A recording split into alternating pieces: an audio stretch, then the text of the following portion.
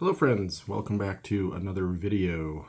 Today I wanted to share really just a little bit about this unique set. I've got everything sitting out for you to see. 1932 US, whether you say caramel or caramel, I don't know that either way is wrong. I'm a caramel guy. But this set is one of the really interesting sets from the 30s I'm going to feature as a little bit of an alternative to the Goudeys.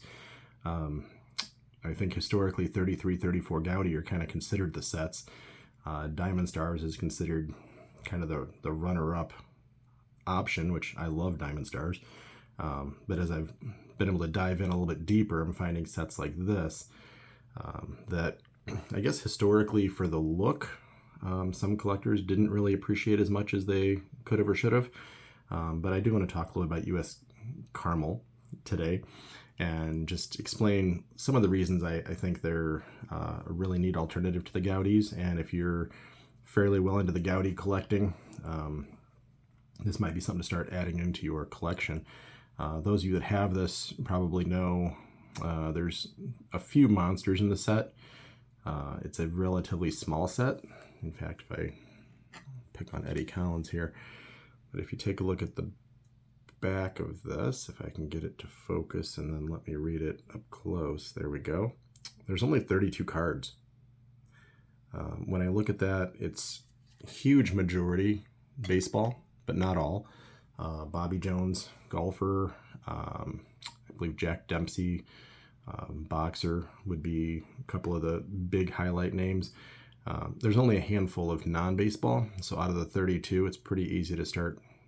You can either do the whole baseball run and get 20 plus, or you can do the entire set of 32.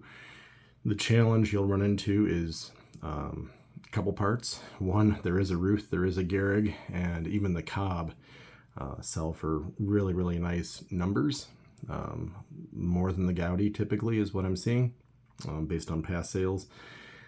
So there is definitely that component. It is a very real investment decision if you're going after the set. And then the other component that makes it interesting is I didn't pull up all of them, but I figured Lefty Grove was a good example because Lefty Grove has a 33 Goudey. There's not multiple, so you kind of have just one choice. It's not the most common card in the world, but it's not super scarce. But there is, as of this recording, I believe 769 or 679, maybe 679 graded versions just on PSA. So, add in your ungradeds, add in your SGCs like I've got for several cards, BVGs, whatever other offshoots. But it gives you a baseline. I kind of just ran it PSA to PSA. So call it 679 of the 33 Goudey Lefty Grove. 32 US Caramel, Lefty Grove. So again, I didn't do SGC, I just did PSA, but PSA has like 76. So you're literally talking a 9-to-1 ratio of population. So to me, when I see a 1-to-9 ratio of population and the pricing is generally, depending on how good of a deal you find, maybe 2 times, maybe 1.5 times, sometimes more than 2 times. It really just kind of depends on which card it is and what condition and maybe how scarce that exact card is within the set. There's a couple that are even more scarce than the rest, but if you look at these, and it was interesting doing some back digging, people were saying they did not like this set historically because they thought they were ugly. I mean, Eddie Collins' ears, to me, are almost his defining qualities. So getting a nice zoomed in picture of his face, really cool write-ups on the back of these two. They talk about where they went to college, talk about being part of the $100,000 infield. I'm trying to be a pretty good little Eddie Collins collector. So for me, I don't know that I'll ever do the set, which is part of what I wanted to kind of mention. But if you're a player collector more so, which is what I am, I'm not a set collector at all. I'm definitely a player collector. Getting a 32 Bill Dickey, super cool because 33 Goudey is generally considered as mainstream most common, most popular, rookie card of sorts. He definitely has cards before this. They talk about his 6 years in the majors at this point. But when you start diving in before that, you're talking postcards, exhibits, things like that. And that's a nice clean image of him.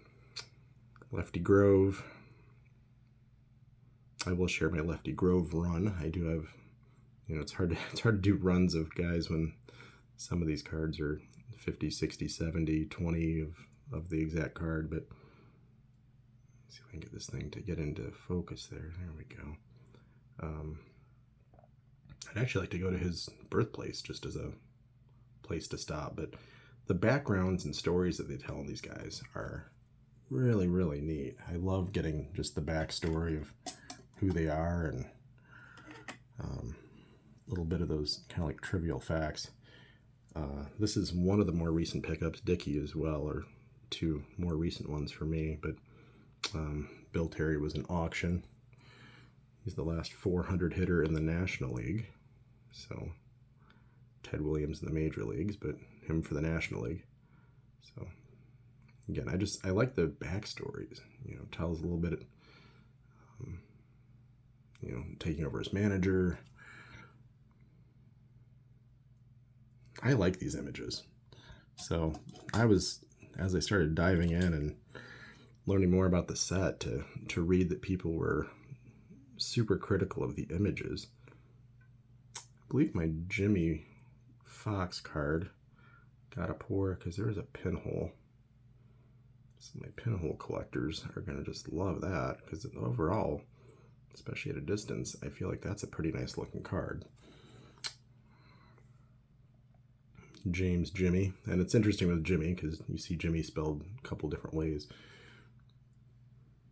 Mentioned him as a first baseman, a little bit of his story.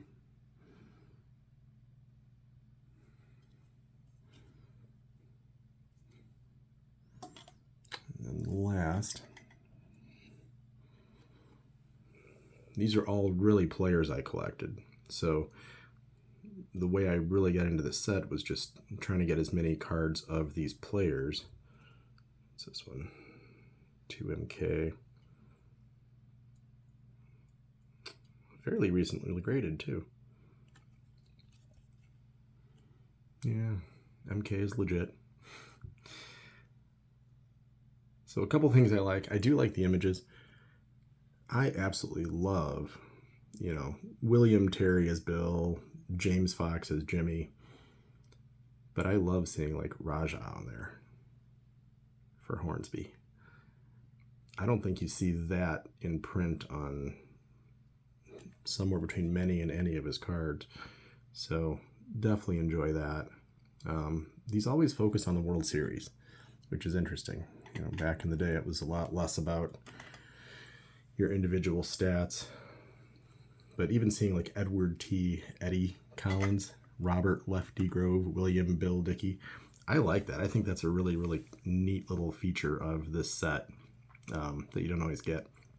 So really what I wanted to do was just share the 6 I have. I guess I'm almost 20% of the way through the set if I wanted to do that. But just provide a little bit of an alternative to, 33, 34 Goudey and Diamond Stars. I'm going to do this for a few other sets in the 30s that I have, more so a player collection that just happens to fall within the same set. But that's how I collect. Hornsby, Dickey, Collins, Grove, Terry, and Fox. I have a decent little collection of each one of those, so I'll share those at some point, but I also like to kind of see this in this format. So 1932 US Caramel, set of 32 cards. Definitely tough. Anyone that has the Ruth, Gehrig, and Cobb, I think you're going to see those things appreciating more and more. Even the Ruth only has, a few hundred graded, maybe between all the different grading companies. So definitely a very scarce set. I don't want to drive demand, and I obviously have no ability to influence that in the entire world, but really a set worth taking a look at if you're trying to add some scarcity, some rarity, and something unique to your collection. Especially if there's a player in there that you particularly have a collecting path towards. So check it out. Good alternative, and hopefully that was kind of fun. I definitely enjoy looking through my 32 caramels. I'll see you guys on the next video. Thank you.